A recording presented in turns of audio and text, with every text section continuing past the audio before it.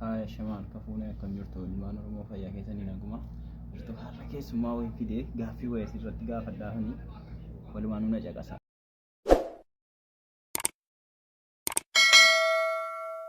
Akkasii kunoo gaa dhufeera mucaan amma reefuu nu jennee kaane dhufeera.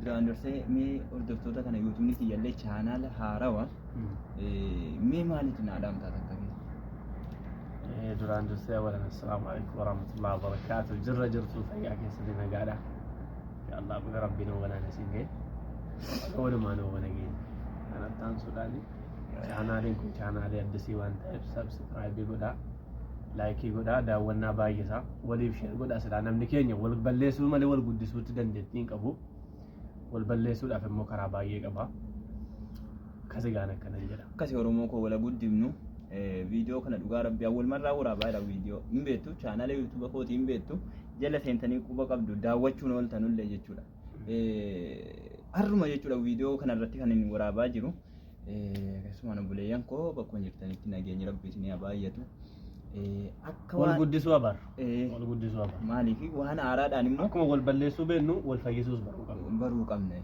maaliif Oromoon inni heddummaa ati malee hojiin isaa xiqqeenya dhugaa dubbachuu fi heddummina isaatu himame malee badii isaatu baay'ee maaliif namni keenya yoo ka'ee sababaa wayii sirratti argee dachii kanarraas balleessuudhaaf karoora malee wal ijaaruun yooti irra sii darbuun beeku si gorsee si qajeelchuun beeku karatti mataa si banu karatti naqalli si keessaa balleessu kana beekadhaa uummanni keenya Oromoo kana silaa saba guddaa jedhame malee saba guddaa hojiin isaa xiqqaa jedhama dhugaa dubbanni sabni guddachuun daninaan miti mataa yoo duukan guddatin yoo aqliin duukan jiraatin beekaan wallaalaan gorsi wallaalaan beekaan dhagahin daninni isaa faayidaa amma beektaa saba Amaaraa tokko yoo danachuun tisiisayyuu hin fayyanne saba biraa tokko yoo kaatee chaanaala jira waan jirri banatan tokko yoo argite yaa boo wallahi laayikiin isaanii si gammachiisa hedduu kana wal jajjabeessu beektaa Oromoo keenya maashaallah amma taanaani Oromoo wagga jennu walitti qaba osoo hin taane waluma jajjabeessuu qabna bakka waan biraayyuu nordumna waan biraayyuu hin jajjabeessinaa jechuudha akkasii atamma gaa eekaali mudannoo umurii kee ammanaarraas mudate waa qabdu wama xiqqoollee ta'u jaalala keessattis bakka mudannoo keessaa waan akka madhaame sammuu keessaa si banne mudannoo wayii qabda baay'ee mudannoo waa baay'ee nama mudata gaa haala jireenyaa kana keessatti waan baay'ee nama mudata jaallattee dhabde inji dhagaan inni hojiidhuma keenya ni mudateera wallahi wal dhabuun jaallattee dhabdeetta isa yeroo biraatti sotti gatteenya wayyanne yeroo dheeraa fudhata maaliif kaafnaan abbichis waan amma miidiyaa kanarra jiru yoo na dhaga'e na balleessuun isin mala miidhamtee turte garuu ana caalaan miidhamne ammallee yoo afaatti hin deebine san miidhamee jedhe ammallee iyyuu hin fayyine ana maaltu yeroo malee areedanatti baase beektaa aarii jaalala nan beeka jaalalarraan aarii qabamee jechuudha achirraan kun nutti bahe jechuudha akka kana waan akkasiitti gaa jiruun jechuudha amma moogaa amma beektaa waan amma miidiyaa kanarraa deemaa jiru gaa sillattuu gaa miidiyaa kanarratti ji'a tokko keessa ajandaa biraa dhufa ammas ji'a tokko keessatti ajandaa tokko dhufa beektaa wanti dhaga'ameen hin jiru gaa haaluma jireenyaati jireenya hin dhiibu jidduu kana immoo ajandaa wayii deemaa ajandaan deemaa waan nama gammachiisu illee miti gaa biyyoota akka Masirii Somaaliyaa walii galtee Itoophiyaadhaan jettee karoora qabdiidha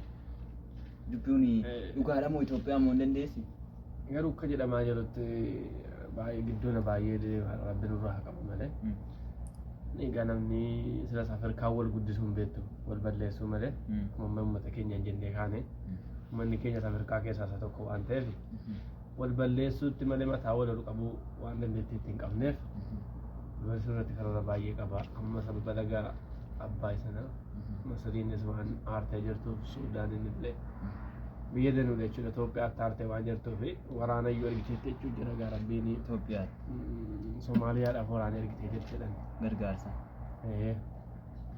abbiin irraa qabu gaa biyya keenya nagaa haa godhu bakka yaadna rabbiin haa godhu maatii keenya maatii nagaa biyya keenya nagaa yoo biyyi nagaa ta'e nullee nageenyi keenya beekama biyyi tokko gaafa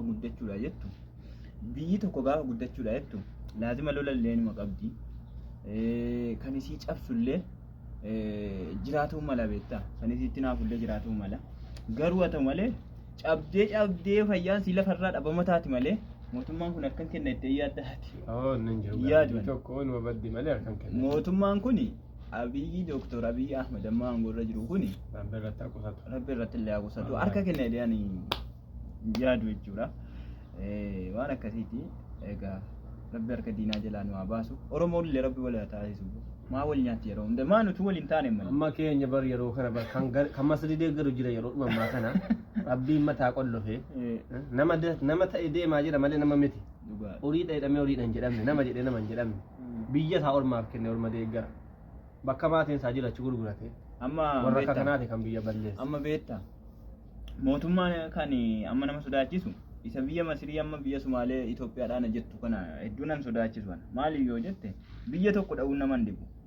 Nama biyya tokko taa'ee wal lolu amma Oromoo kuma keessaa fakkeenyaaf amma hidhattoota bakka lamatti ba'anii waraana mootummaa waraana abaa waraana shaniifaa jedhanii waliin lolanu waan akkanaa kanatu yoo dha'e biyya keessatti rakkoo fida malee wal dha'e rakkoo fida malee isa amma biyya tokko rakkutu kana yoo fedhe biyyuma walumatti dha'a. Isuma ammaa kana yoo wana waa baay'ee karoora. Waa baay'ee yoo mootummaan asii lafa kaase asiin biyya balleessina jedhe. Wallaahi. Yeroo kana keessa jechuudha diina meeqatullee biyyattii keenyatti fayyadama. Biyyattii keenya Rabbi nagaa godhu. Biyyi kan siyaasni isaa karaa yoo ta'esis biyyi isaa tokko siyaasni karaa ta'u wanni ni deeggaru karaa ta'u malee orma deeggaruun hin fayyadu yeroo kana. Waggaa baay'ee iyyuu waan akkanaati iyyuu yeroo dudduubatti nu hambise. Yeroo akkanaa silaa wal ta'anii garuu uummata wal ta'uun beeku uummanni keenya wal balleessuu malee.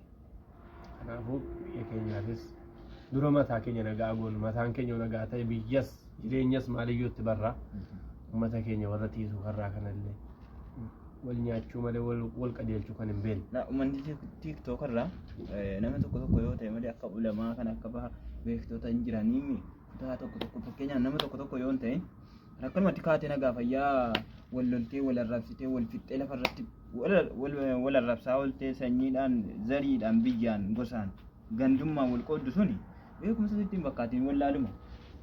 Wallaaluu beekaaf siyaasaa jedhama deebi. Inni silaa beekaa wanta akkana amma immoo kunoo akkuma mul'ataa jiru walloon farsii wal ajjeesu mootummaan ta'e tokko irratti ibsama achirratti fudhatama achirratti kennama achirratti fudhatama maatiin guban qabu. Ilmoon namaa kanaati biyya teessee iddoo asitti ajjeefama. Rabbina jaanuu haa baasu. Uummata keenya illee rabba qajeelchuu kanaan jechuudha. Waan akkasitti uummata keenya wal gurfachuu wal qajeelchuu wal dhagahuu habarru dura. Miidiyaa banannoo tokko maaliif fayyadamna maalitti fayyadamna beekuudha dura. Miidiyaa banate akka baduu jechuun sirrii miti. Kanaan nagaa keessa nuu turaate. Haga Rabbiin marsaa lammaffaatiin walitti nu deebisutti guyyaa gaarii isinii haa ta'u nagayaan nuu turaa. Salaamu alaikum warahmatullahi wabarakatuh. Share, like, follow, subscribe. Adaraa immoo daawwadhaa.